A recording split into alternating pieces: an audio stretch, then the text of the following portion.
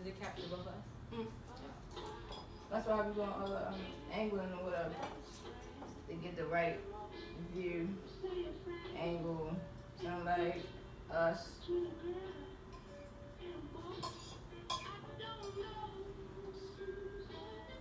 Been out of the loop of Cider Conversation for a second, but right back at you. Doing so much other stuff. I think that's just the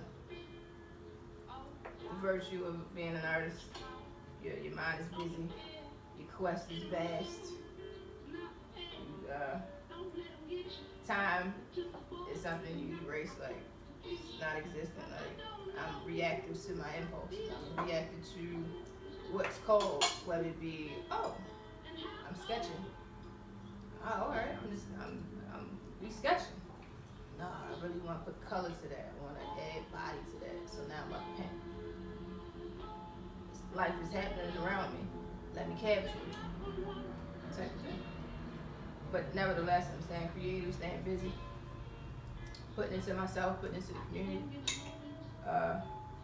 trying to keep new and old principles erect and alive within the community and within myself, traditions with innovation, and not being a prisoner to innovation has no place in tradition, or vice versa. Okay, I surely agree with that statement. It's very true. So, the food that you're gonna hear me, no, my words are gonna slow up because of the food I'm eating, which is prepared by this young lady behind me, who is also creative in the same type of ways that I am. Like, cooking is not just the thing that she does and the primary thing she can do. She has done and is doing other things and has other ideas and aspirations for who she is, what it means to cook, what it means to serve.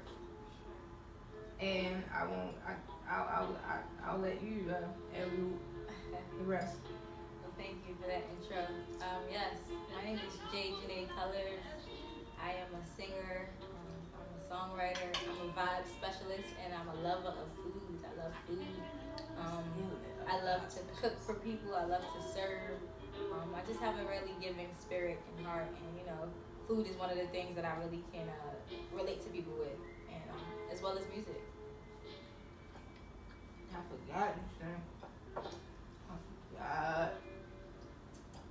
I'm sorry, baby. It's something like you kind of always got to be interchanging because somebody got left in somewhere. Whether it be, I totally forgot what you said. No, it's all good. Because it's been about the food or something else. So it's like it slipped my mind until you just told me like, damn, you do.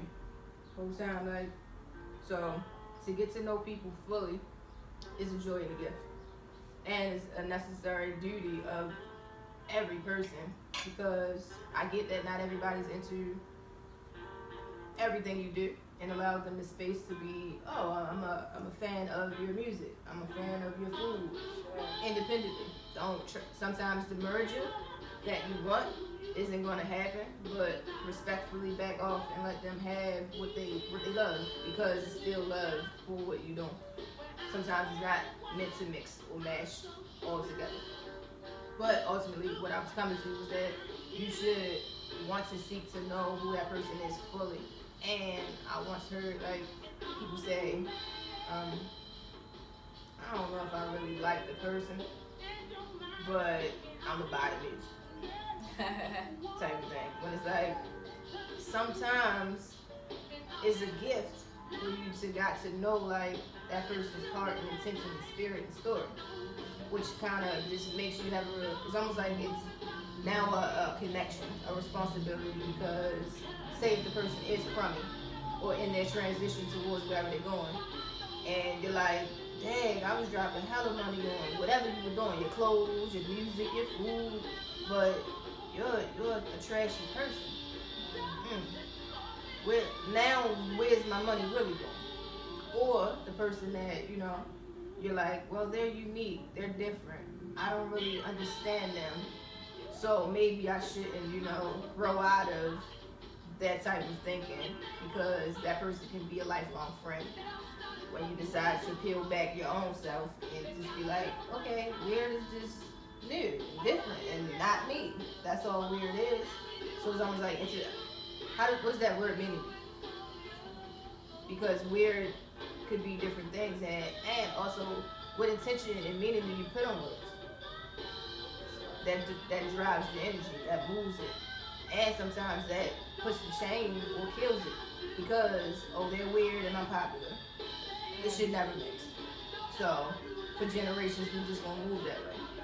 When we all need each other, because say the goth person, that's just an outburst, just like the thug or the hardhead. It's an outburst to what's going on with them. Because most people, when you do the homework on goth people, it's like most of them, a good number of them come from well-to-do families, and they just don't believe in what they do and how they operate. So they stray, and they find their own way of straying and separating and creating their own community and family. And it happens to be those people that are doing that type of stuff. And I think a lot of times it's accessibility and availability. Like, even though we people of color are into goth and all that type of stuff, but for the most part, it's almost like, what's right here? And then we just pick one. In reference to the guy turning into the thug, or the guy turning into the guy. Type of stuff. Like, sometimes we not really going to say something like the why not lie or wind up space culturally. But with them, it's like, oh, that's in Station North. That's right in my neighborhood. That's typical stuff. With us, it's like, all right, we got drugs, we got our own business, we going type of stuff. But yeah, I think recently I've been realizing life is all about perspective, and it's all about individuality. And are you trying to change the volume? You got it? That's all good. Life is all about perspective and individuality, and I honestly feel like life is really about knowing yourself. Because when you know yourself to an extent, you can make decisions that are the best decisions for you.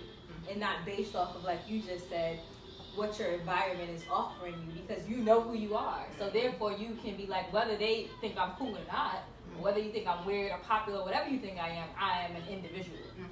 You know what I'm saying? So I think recently I've been asking myself a lot more questions about, who am I? Like, what do I really like? Because sometimes you don't even ask yourself questions. You looking for outside things, and you're allowing outside circumstances to define who you are really. When you don't even ask yourself a simple question and maybe write down the answer, like, what do I really like? Or giving yourself the time to figure out who you are. Exactly. And what am I living for? Right. What's my intention on this earth? What is my intent every day? Like, am I here to, what am I putting my energy towards? You feel what I'm saying? I don't think we think about those things enough. But, so mental health and mental well-being. Which is very important. But like you said, I want to give people options. You can either like me for my music or like me for my food. But I know either way you might end up liking both. You know what I'm saying, to a certain extent. But it's whatever you want. And I feel like we shouldn't limit ourselves. You know what I'm saying? I'm pretty sure I'm more than just a food lover and a person that likes to cook and a person that sings. I'm just honestly a creative mind and a creative individual who kind of creates what they feel. I just happen to know that I'm really good in those two spaces. And they make me feel really good, Or it happens to have a label for me to put on it. That's real. Because not everything has a description. True. Some things are undiscovered and just awaiting you to walk into it. It's like how I was talking about phototherapy. When I looked at the definition, it was a whole other thing. And it was like, damn, I thought I was going to come up with something. I thought I was going to be able to put a hashtag or a headline on it. And I was like, that's not what I'm going for. Then I was like, well, I know I can explain it when people see the word. So let me just fill it in. And at the same time, it's going to help me sell it, and it's going to help me connect when you get to hear it personally from the person who's giving it to you, what it means and what the outcome they expect is versus, oh yeah, we just do, computer graph, CAD, we just do, you know, graphic design. Everybody does what they do differently. Like it's a gang of graphic designers that do an array of different things, but the category is graphic design. Oh yeah. Yeah, self perspective. You know. I'm about to be hungry as shit. Is it enough rations for another one? Sure, it is, of course. And I like how you did the simplistic toasting of the hamburger. Yes, I didn't have any fancy bread, y'all. I was like, is this a hamburger It's just bun? simply a nice potato bun that's, that was charred a little bit, a little toasty, and, some vegan butter and some extra virgin olive oil. Oh, and some wonderful cider to wash it down, along with I forgot. I was thinking about that when I was making it. Like, I ain't made no cider in forever. Where it was like, let me just, alright, that's how you put it back up there. Like, I ain't made it in so long where it's like, I had to recheck the book of like, how I'm doing this again.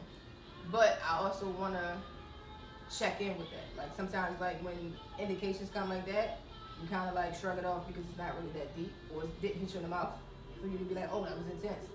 It's more of a, why am I not doing it? Like, I really had steam on that. Like, why did I forget? I know why I forgot, because I'm in my full artist mode, like painting and drawing and collaging like a motherfucker. But this also doesn't need to slip my mind or be forgotten about, because things move in season and people's attention is short, and at the same time, when you got a good thing, see that shit through. Don't just shelf it. Don't just be like, oh, that was just for that time, that moment. Like, sometimes when you get that response of like, yo, this is that, yeah, push that forward. I second that notion on seeing things through and following through. And I think seeing things through and following things through is a big confidence builder. Because like when you don't like finish stuff, or you like have ideas and like somebody might tell you it's great, or you might be getting a lot of like feedback on it, and you're more so internal in your head, doubting whatever it is and not really acting on, and just like continuing to like let that be what it is. I feel like it's like a stumbling block, and it'll mess with your confidence if you don't see it through. You know what I'm saying? Like we have to see things through no matter what it is. And that's something recently too I've been working on, like just making sure, like if I start something, why not finish it? What is my reasoning for not finishing it? You know what I'm saying? That was some habit that I started a long time ago that I need to refix and kind of restructure, because if I start something, I definitely should finish it. You know what I'm saying? So true. I agree to that. Touche to that. And I was about to say something about sometimes the surface of when everybody applauds you for what you successfully put out your head and allowed it to be a physical manifestation. When everybody's like, yeah. Some people get on a drift and a float in all of that praise. And it becomes like a recliner or a couch, and you just put your feet up eventually, which means no more movement. You're not out in the kitchen, pulling on the cabinets. And I was just like, yeah, man. You got comfortable. It seems like it's a blurred success. It feels like success. That's how success comes, where it already made its work for itself. But there's still more work to be done. And I was listening to the notion of, just because it's great doesn't mean it can't be better, or it can't be another level can't be added onto it, or it can't just keep evolving. That's very true. I agree with you on that too. I feel like too, going back to what I was talking about, knowing yourself and being grounded and having an understanding of yourself, and not allowing people's praise and people glorifying you to stop you from progressing and continuing to be great, and still striving for the best you every single day. Because like you said, okay, well, something happens, you get highly successful in something, and then you kind of forget, like, okay, I gotta still keep that movement going. Like you said, I gotta still, like, okay, what's the next thing? What we gonna do now? Let's not get caught up in the, oh, I did something great, let me put my feet up a little bit, I'm loving this, or I'm feeling I love how it makes me feel, so. But you know, it's all about balance too, and I feel like it's all about, you know, like I said, understanding and what's around you and how you are with yourself. What you think about the grandfather that just said like success is a marathon? For sure, success is a marathon. I don't really think that, and I think sometimes we put too much labels on success. Success is not really that's a kind of like that's a made up thing in our society in a sense, because success is built upon wealth and certain types of things as opposed to character. It's not like we should judge people for character, not success. And it's the opposite. Well, how successful is she? What did she do? Where she get her degree from? You know what I'm saying? Like, so you just broke it down, and the success has become manufactured into external versus the internal, and the external is what has your success produced for me to believe it type of thing versus how I remember when I did what a success workshop, and I had like a variety of people come on different levels, different whatevers, and had them tell the audience what their idea of success was, and had the audience pressured into telling us what they believe success was. So it kind of be a mashup of success for that person could have been for a brand to pick up their sock idea. For me to actually step out of working in someone's kitchen that, you know, everybody loved my food, and realistically I was the person that was making that business money because of my cooking. But I knew within myself that I really wanted to be an author, a writer.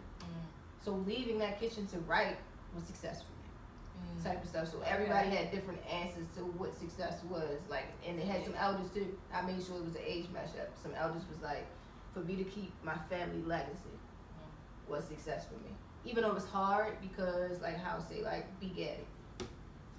Everybody that's from here know B Gaddy. But right now, B Gaddy is like up and down just because she's not here. It's been funneled through the family and everything else, where not everybody in the family will hold the tradition, want to be pushed into the business, or sometimes what I've been saying, because it's accessible to you all the time, you don't really have any like attachment to the ownership of it. It's almost like my family always had a cobbler business and we're Nike now or something. Alright, I've been reaping the benefits of it, but I ain't never had to really like draft up no nothing. I ain't had to go see no meetings. I ain't had to go get samples and this, that, and the fourth. You had to do that work. You had to put something in that. Now it's like, no, we need you to go get samples and draft up some emails. Like, nah, let's just go ahead and sell it off. I don't feel like it. Well, I do feel like if you have a family business, right, and you got a young person coming up in it, and especially if you should show them the ins and outs, whether they want to learn it or not. Show them. True. You get what I'm saying? At least they know, and they can make that decision. But at least you didn't like baby them to a point where they didn't understand like the success of the business and what's going on with it. But like I said, if they latch on, now they can carry it on and do it the correct way. A lot of times we don't teach people the correct ways to go about things, and then they're kind of lost in the scramble and the sauce of it all, trying to figure it out. When you can simply just show them step by step, so that they can continue to do the process and now make it more innovative and make it better, because we're in a new generation in time. Right. If you pass it down the correct way, you're fusing the tradition with the innovation. Yeah. And if you heard us use cooking words and shit, the scramble and the sauce of it all. I didn't even realize that I said that. Scramble and the sauce of it all.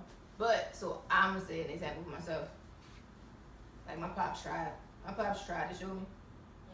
What type of business did he have? Well, my grandmother was into real estate.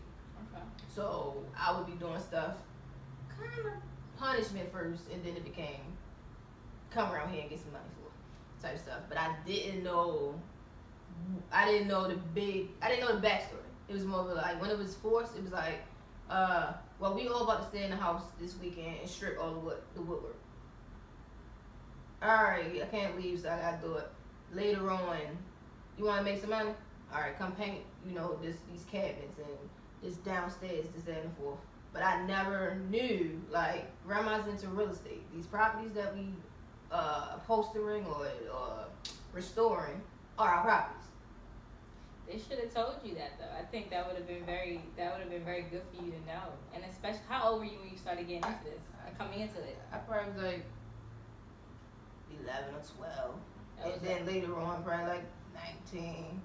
That was a really good time. I feel like for you to latch on and have a clear concept of certain stuff at a younger age.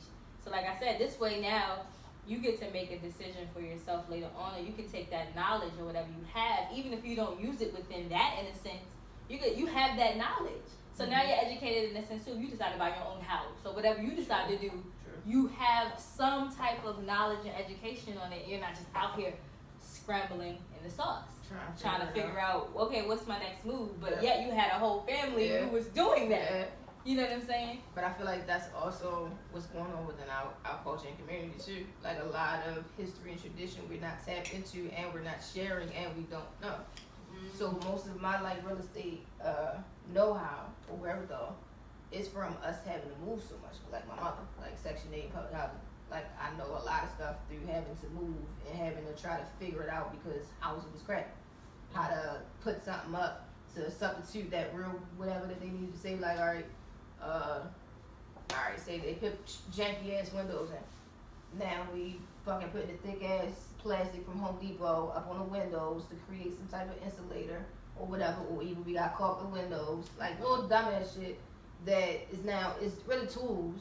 But I learned that through the trial and error of being in another parent's custody versus with my father and them family. It's more of a, they got real estate. That's why I was there painting. That's why I was stripping. But now that I'm able to understand information, I can plug the two. But in that moment, like, what if you really would have thoroughly told me? And I don't know. They probably fucking did tell me. I was young, but I feel like in some way I probably did. Yeah, I was about to say when I say thoroughly tell you, I mean that like making sure every day. Like I feel like we need to like if you have knowledge, especially like if you are a parent or a grandparent, you have knowledge, not like good knowledge that can really be of a resource to a child or a teenager. Show them correctly and teach them correctly and go over it and make sure they understand it. Make it. You know what I'm saying? Don't be like on some like or kind of make it like casual. Yeah, like or almost it's like okay, well they'll figure it out. No, that was the word. No, you can't. My whole thing is why would you want it to be? I tried to tell you, but you. What do you mean? Like now we're having this conversation when it's like, look, she's in this condition right now where she can't really move how she want to move. We gotta liquidate. Now it's I tried to, you wasn't receptive, so this is where we get with it. Like, but I feel like that's kind of like a classic thing, and what I was about to say, and I hate to keep saying it, but it's facts and everything. Every other do that shit. Like whether you like it or not, you continuing on this tradition. That's just how it moves. That's how it works. With us, like too many fucking choices. With us. I kind of feel, I don't know for sure because I ain't sat next to somebody that's, Latino and sitting at their table or whatever, but from the outside in and what we continuously see, that family is bow. Their infrastructures keep on going up and being secured, and they deal within their own. Us is silo, and it's like, yo, all we gotta do is just transform this shit, stack up, and move as a unit, and we take over so much more, and we can use each other, like almost like some parents don't like when life throws another maternal person into the situation. Some parents don't like that, like where it's like my cousin or my godmother or the neighbor kind of gave me what my real mother or my maternal mother, I got that from her. The real mothers sometimes don't like that, but I personally see it. I get it why you're in your feelings, but that situation where if I don't have it in my household because we have a tradition or even some type of unity, I know you're gonna get it somewhere in this village. It takes a village to raise a child. Everyone feel like if you can't give your child something, don't hold them back from getting it from somewhere else. Point blank period. I think that's a big mistake. you know what I'm saying, that people make. And I think that's a selfish thing in a sense too, because it's just like, well, I feel like we have to understand, even as parents to a child, like your connection with certain things is gonna be different depending on personalities, how people are, how they function. So you might go to your mother might be really good for just maybe affection. Right? Your mother might be super affectionate. But your mother might not be anything else outside of that affection. Right. You get what I'm saying? She might not be the one to sit with you sometimes and read you a book and stuff, or well, let me not say that, but she might not be the one. She might not be a good cook. Right. Right? But she give you all the hugs in the world. You know what I'm saying? And she could love you up. But she don't know how to cook, and you want to know how to cook. Right. Somebody else can teach you how to cook. That doesn't take away from her loving you and y'all connection and y'all bond. It's just a different level of what it is. Right. You know what I'm saying? So that's the parent. If a parent allows that, in my opinion, that's them and having some issues within them internally. I was gonna say it all kind of seemed like we started out with mental illness. It's all circular, like mental awareness. Let's say that, because some people hear that shit and see it as a bullet when we say mental illness. Why you say they see it as a bullet? Like straight bullets when you say mental illness. It's like it's a heavy, almost downward vibe when we say mental illness, because people don't really understand what that word means and the complex. It's got tentacles. It's like an onion. It's got layers when you say mental illness. So when I say like a mental awareness, I feel like you connect more with awareness when I couple it next to mental than illness, because it's like it's like a heavy. It's like almost like a negative connotation type thing. But mental awareness, I feel like that's a nasty little disease, almost like yawning. You see somebody yawning, you gonna yawn. Sneeze, you run away. You automatically think somebody got fucking West Nile or some shit. Like that's what I kind of feel like when you bring about the word mental illness. That's how people react to it. But that's what's going on within our culture, like of how you said, like if you know you don't have, be okay and let somebody else. Because the admission should be, I want my child to be fulfilled and a full person. I don't want it to be a overlapping of I didn't, they didn't, they won't. I'm doing it to them. Now that you blocked the child from getting the cooking lessons from the person that can cook, right. Now they gonna resent you, or they gonna grow up with some type of the chain of the cycle continues. Right. Or either even if it's not indirect resentment, is more of a you're not gonna be able to grow by watching your child evolve. Because I definitely believe in some people get put into being a mother or father or somebody's guardian because they needed to grow. But that person, that outside person, is how they grow. Because to really allow a child to be a child and be free, and when I say be a child, allow that energy to be free to roam and grow.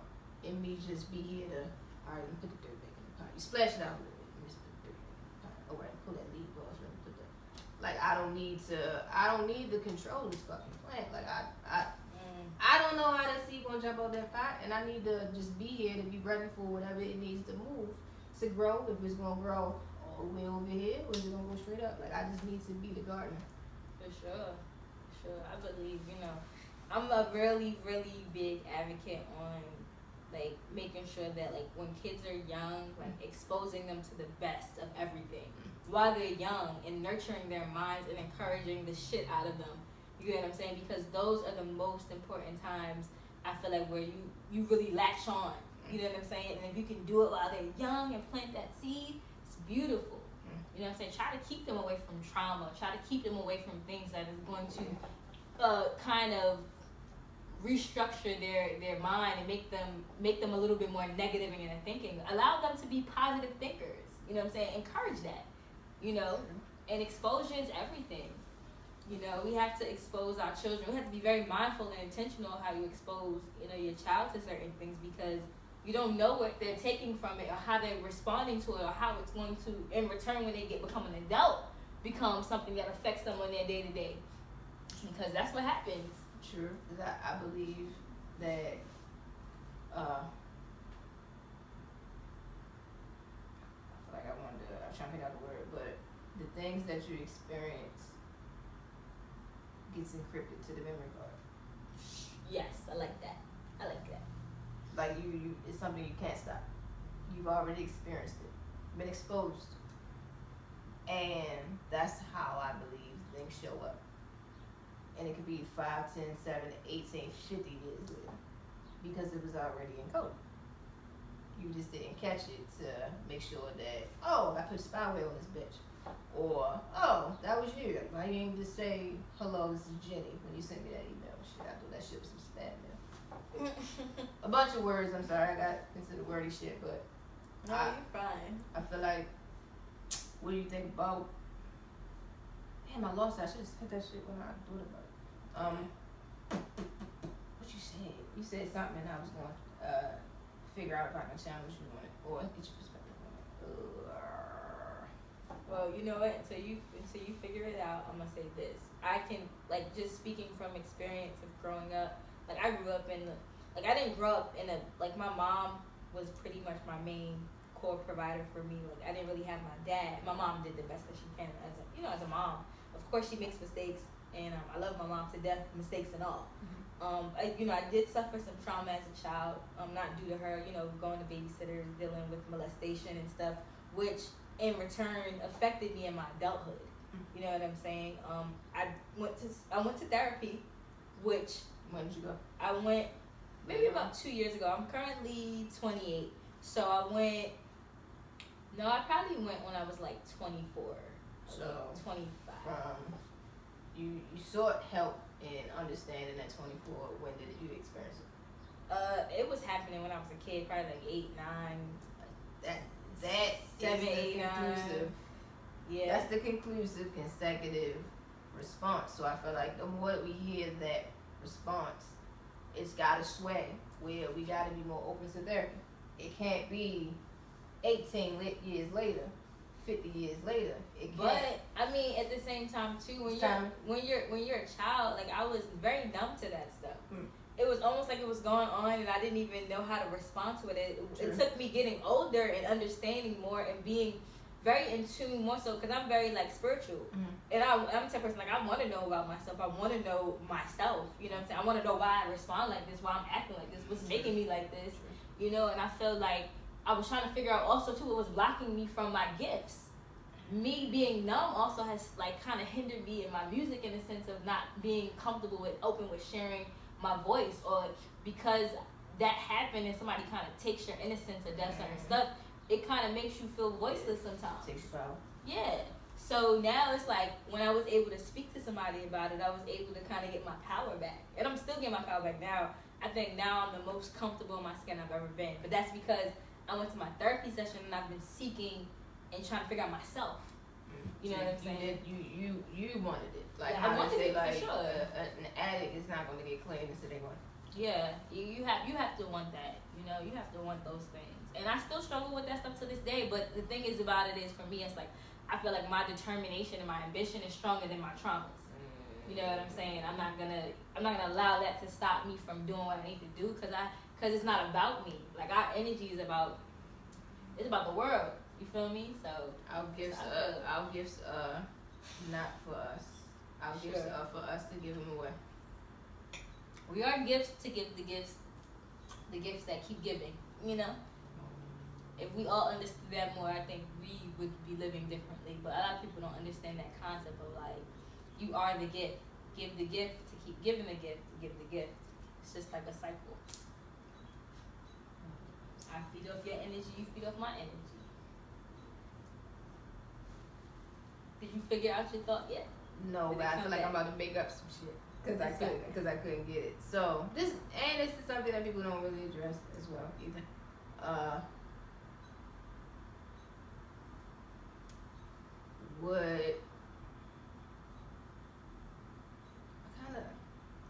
In my head I was like, but no, nothing ever for everything has a reason, nothing by chance. I was gonna say, like, a lot of my conversations are always including men or the man's perspective. It's not really a woman thing, and it's not even by, like, design or what you dummies if you the dummy that's watching is thinking how I'm about to say of like, oh, you're a lesbian, why the fuck would you think about the woman? Because you don't think you're a woman type shit. But I was gonna it's always like I'm always like, well, what are we gonna do about, you know, men who don't talk about what they've experienced, and it creates too many worlds within themselves because they don't talk. Are you talking about things that happen to men? Oh, that's a very deep conversation and topic within itself too, because that's a whole nother that's like a yo, I feel like I don't okay, no matter what the gender is, anything that's happened to a child sexually that, you know, was beyond their control and that was almost like abusive in a sense, right. You know, it's gonna fuck with you mentally. Or you know it don't necessarily have to be any trauma, if we want to go that way, any trauma that a child or a person experience, it's imperative that you unpack and deal with that. Because it is only going to build. It may be like a little small shit. It festers. But the more air it gets, that shit is just that shit grow. That's disease. That's like when people talk about diseases sometimes. I think this is my theory. This is my opinion on diseases and cancers. Mm-hmm. I do believe that a lot of times we get sick because we're holding on to things, which cause stress, which in return creates sickness within our body. You get what I'm saying? And then on top of that, if you're not eating well, or you're not doing certain things to take care of yourself, now your body's in kind of like this chaos. This chaos. And you have to be able to unpack, like you said, now cleanse your body, cleanse the spirit, cleanse the mind, and get back to where you need to be so that you can be healthy again and be whole. Right. You know what I'm saying? I think cancer is one of the most leading causes of death, or like one of the biggest diseases that we speak about. I had cancer a lot. It's something we talk about here on a daily basis. Let me say that. I feel like we've become super accepting of cancer. Yes. But, you know, I do believe stress and certain things in life are big causes of these things. And we have also the things that we eat. Eating. Like what you eat, what you put in your body, the things that you consume. Like those things are important. You have to be mindful of that. I feel like I might keep that definition of cancer. Cancer is bad diet and bad mental hygiene. For sure. Yes. That's it. Because I feel like, think about anybody who is super positive and eats really healthy. Not to say that they don't get sick, but which side is it more on? Let's be real. You promise to say that to somebody? I promise. Because I'm gonna say that to somebody. Think to it. I always. Like, your mind stinks. Your mind stinks. You got stinking thinking. My mom says that. You know. So, you know, we have to like. We just gotta eat better, be better. And the thing is too, I think we like going back to what we were talking about almost like you were talking about our minds and mental awareness of like you don't even understand, like sometimes you're doing stuff because you, like you said, or just because you see somebody doing something, or this is habit, this is how you were brought up in the culture around you. You don't even know that there's something different and better. You know what I'm saying? Than a chicken wing and a French fries box. Not to say that it's not good, y'all, because I'm not gonna lie. Like, I used to love me some chicken and French fries boxes and stuff. But then I became aware. I don't ever want to have my chicken fried hard. No, thank you. Don't fry my chicken 5 times. Why do you need to fry it 5 times? Yeah, when did that become a thing? Some people like their chicken fried hard though. No, it's already fried. It's been fried. You like it soft, kind of like the skin kind of crunchy but peel away. Yeah, I like that too. A little soft but like crunchy. I like that. I just take the box back from Popeyes if it's all crunch and no pull away. But you know, that's all in preference now, because some people love them some real crunchy chicken like that. You might as well eat gizzards then. If all you want is crunch. I don't know. Fried chicken is a very debatable topic. I'm gonna tell you why, because people make fried chicken so many different ways. I know. Fried chicken has become a masterpiece. It is a masterpiece. It is. But you know what? The same thing too. It is a masterpiece, but it's also something that's really killing our earth. Oh, check it. What if chicken ain't even chicken? Well, in the day and age of where we at, I would it's not hard to believe. I'm just saying, cause if the USA, let's try to narrow down this whole global search. If the USA loves fried chicken, how they love fried chicken for forever. Y'all love chickens? Right. Where are you getting these chickens from? But okay, not enough chickens. I like exactly. That's always my perspective on it. Where are the chickens? How is there enough chickens to meet the demand of the meat that we're making? Right? You gotta think about that. No, because it's not possible. And you can't sway me with we eating hens, underdeveloped chicken, to meet the demand. No, we're not. We're in a global crisis. There's nothing here. The animals are dying faster than we know because not only that, the things we eat. We talking about plastic. We talking about how abusive we are to the world. Yeah, I heard it's like plastic rice, plastic lettuce. It's getting dangerous out here. It's getting dangerous in the food streets. Yeah, for sure. We need to go back to the basics. You need to go be able to go plant you a little tomato, let it grow, plant you some stuff, and eat your own stuff. But if we wanna continue to, Big Pharma gonna pull up on you like, Did you check in with me about your backyard? You ain't tell me you was gonna grow nothing. I ain't give you them seeds. Yeah. That's why ain't no more small farmers. Oh man, we live in a crazy world. It's always something, boy. It's a very interesting world we live in. But nevertheless, it's always balance. When sure. you got the crazy stuff, you've got black sand somewhere. Yeah. People that have not ever communicated with the technology. No. Let's say like the Amazon people. They keep it strictly traditional to the bone for the most part. Where we don't do none of that stuff that you do. So it's people that are the opposite always, because it's balance. There's too many people in the world with independent spirits for it to not be balanced, or the opposite of what you're doing. Or if you want to interchange the word opposite, people that are providing balance somewhere. You just gotta go find and seek that and connect. And sometimes you're gonna have to go outside of yourself. You're gonna have to do the opposite of what you've been doing to receive the opposite of everything. But what can I know you say you have to fuck out of here. What can I close with? What conversation? I think the biggest thing, and if I want anybody to take anything from this, from my perspective, is like, just live your life every day intentionally. Live your life with intention. Ask yourself this question: what do I want to be remembered for when I leave this earth? You know what I'm saying? And really delve in on that. I think that's an important thing to ask yourself, because time passes by sometimes and you living day to day and you don't even realize like you're not really living with intention. And I think recently I'm really like, I gotta be living my everyday. Like even this exchange right here is creating this. Right. You feel what I'm saying? So this is intentional. If y'all can see the Doug, I'm sorry. I don't know if you can see, but that's how I be interacting with my cat. So it's just look at this guy. Reflex behavior. Look at this guy. He looks like he's in heaven. He loves affection, but he's an affectionate guy.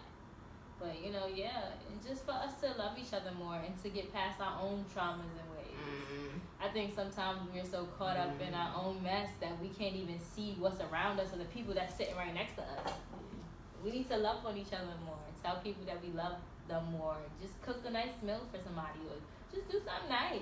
Say hi to somebody. So the world needs affection. For sure. We all need affection. Like everybody, who doesn't want some type of affection?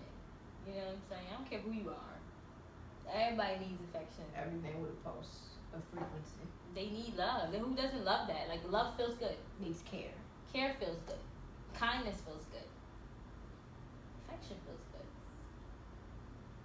Continue to watch Cider Conversation. I talk about so much stuff, and I also unpack. I also promote.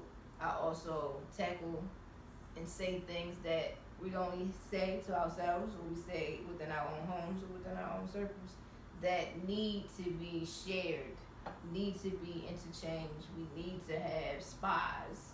And when I say spy, like how you box, we need to spy with information, because somebody can always add a sentence, a paragraph, or a whole fucking rewrite to what you were talking about by just sharing, because two minds are greater than one. So Cider Conversation is about all of that. It's not about, oh, I just want to be in front of the phone, behind the phone.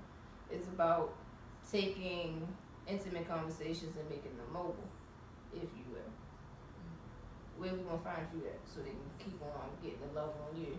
Well, first and foremost, I just want to say thank you for having me, Cider Conversations. We had some wonderful pasta and some wonderful apple cider today. And I enjoyed myself. You can find me on social media. My Instagram is Janae Music. That's JJANAE Music, as it sounds, and Janae Foods, JJANAE Foods, as it sounds as well. Yes, and I'm available on both of those sites. Send me a direct message. If you want to chat, I'm here. What's the next move you about to bust? Oh, I'm releasing a music video. I need groupies. Huh? Need groupies. I don't know if I really like that word, but I guess, I don't know. What do you consider a groupie? I get so shy when people ask me stuff like that. It's so crazy. I can't. We're gonna just say you need people to be in the video, or people to be in the video. I shot the video. Oh shit! I went to Miami. And I shot the video. Now I'm just working on how I'm gonna execute it so I can get it out to the world and make sure it's right. I put a lot of love and stuff into it. So promotional platforms. Yes. People that are mouthpieces and social butterflies and have resources and connections. You never know what connections are made by doing something you never would do. That's very true. I agree with that. So y'all be on the look. I have a song coming out called Together. It's going to be coming out early July. That is a definite thing. So be on the lookout. I'm currently kind of redeveloping my Instagram page, my music page. So just be on the lookout. I'm gonna have some stuff coming, and my marketing and my promotion is gonna start in June. So I'm really excited. I'm looking forward to it. You should let me play a sample. All right. Let me play a little sample for y'all. Just a little sample. Please. You want some more food? I got I you. ain't want to bang on the table. No worries. I got you.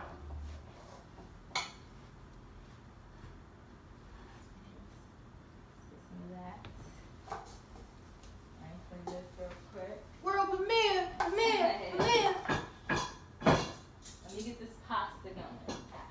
JJ exclusive.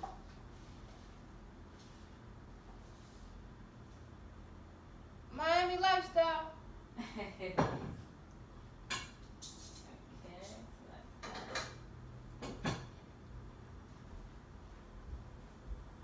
so hey y'all, this is Together. I'm gonna play this.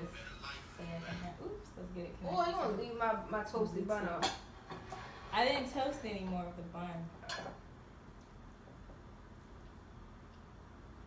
I'll just give y'all a little taste because I want y'all to come and make sure y'all support the single. But the song was just made to make people feel good and to express love. That's what it's all about. So.